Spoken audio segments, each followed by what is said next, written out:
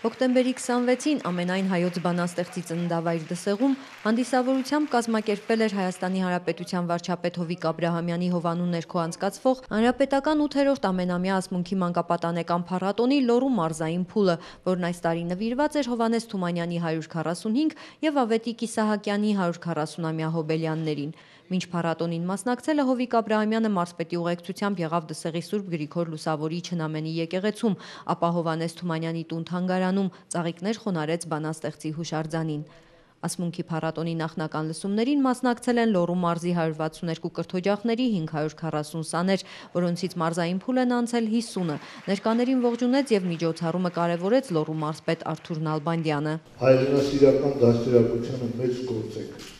անում այս առումով եւ կրթում դաստիարակում եք մեր երեխաներին, հատկապես այն երեխաներին, ովքեր ակտիվ մասնակցում են, ես վստահ եմ, որ այն սերունդը, որ մասնակցում է այս 8 տարիներին այս կարևոր փառատոնին, բոլորիցս ավելի հայրենասեր է, բոլորիցս ավելի շատ է կարևորում մեր հայ գրականությունը, պոեզիան, այն ամենը, ինչ այսօր աշակերտները ներկայացրել են, ես փոքրիկ չափով իմացել եմ այդ մասին, ուղղակի հիացած եմ, որ մենք մեր մարզում ունենք նման երեխաներ եւ ես վստահ եմ, որ այս ամենամյա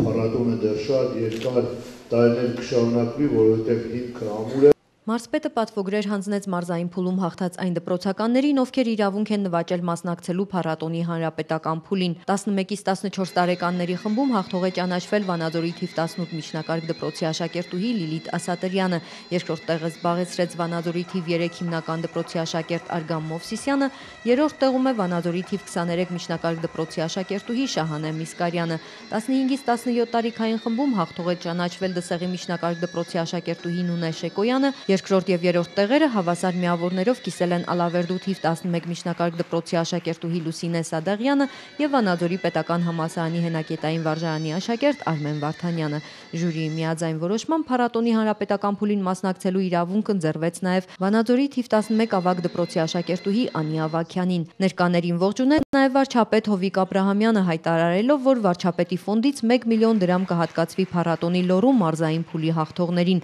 Կարևոր է, որովհետեւ մեր հաջողությունը մեր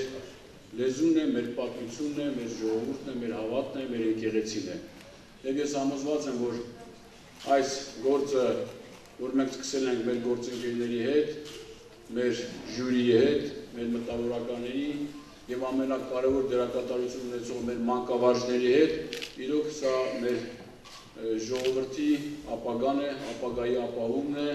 եւ այս հայանպաստ, ազգանպաստ գործը, որ մենք անում ենք, ես համոզված եմ, որ դրա արդյունքները արդեն ակնհայտ են։ Եվ ես ուղղակի հպարտանում եմ մեր ապագա սերունդով, ես համարում եմ մեր ամենամեծ պոտենցիալը մեր երկիրը ամրապնդելու, զարգացնելու։